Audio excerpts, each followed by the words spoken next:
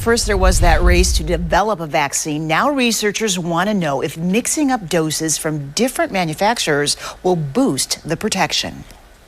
Pfizer, Moderna, Johnson & Johnson. Up until now, people being vaccinated are in one of three camps, determined to be pretty much equally effective. Researchers want to know, can we get the body to produce more protective antibodies by using combinations of what we already have? You want to know, can you do it?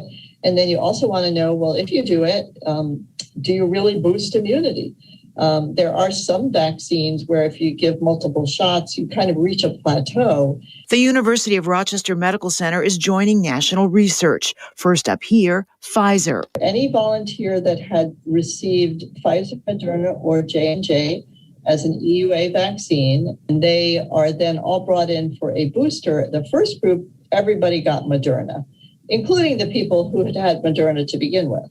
J&J was given to a second group. A third will soon be recruited to test a Moderna booster. A blood screening will look for antibodies and whether production is boosted by any specific drug combinations. Researchers might discover a drug cocktail that targets the Delta variant. Or perhaps that the mutation or variant of the virus may not matter after all. It may be that we don't need so much as a variant-specific booster, but that just more is better.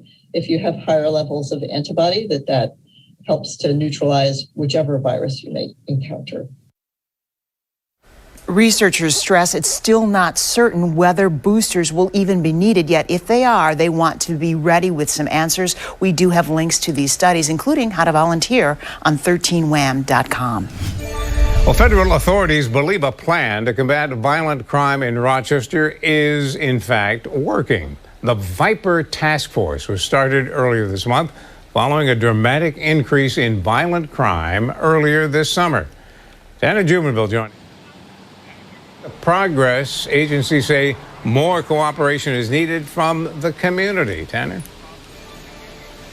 Well, Don, at a community conversation today, some residents said witnesses of crimes are simply too afraid to talk to police for fear of retaliation. Even still, police say they are making progress in combating violent crime. Last week, it reported that 140 arrests have been made in the last couple of weeks between Rochester and Buffalo combined. Michael Marshall says he's seen the violence firsthand. On the block that I live in 1 week, there were 4 homicides and shootings. He and many others voicing their concerns about the crime they're seeing on city streets during an open forum Tuesday.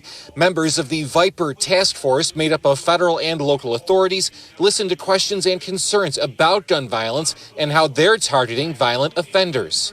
Having a session like this where we do some listening, I think is to me, it builds hope because we find that we recognize common solutions. The U.S. Attorney's Office says the 60-day task force is seeing signs of progress, making 140 arrests in both Rochester and Buffalo. According to RPD data, 55 people were shot in June, 12 of the victims died.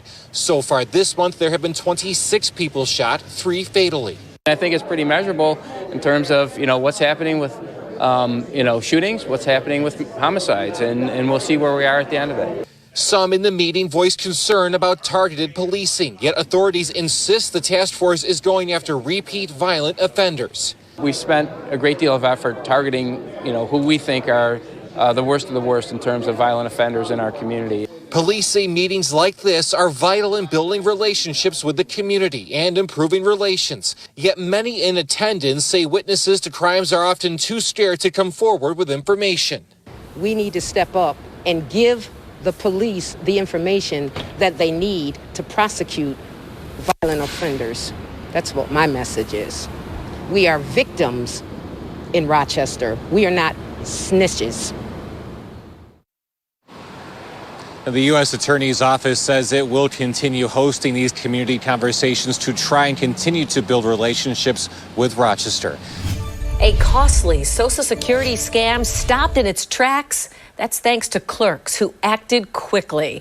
13 Wham's Natalie Kutchko explains how the Monroe County Sheriff's Office worked with employees of a local Target to help a scam victim. Natalie? Ginny, these types of scams are not uncommon. This one happened in Henrietta Tuesday, where deputies say someone was saved from spending thousands of dollars in gift cards at Target. But they had already spent thousands next door at Lowe's, convinced their Social Security account was being hacked.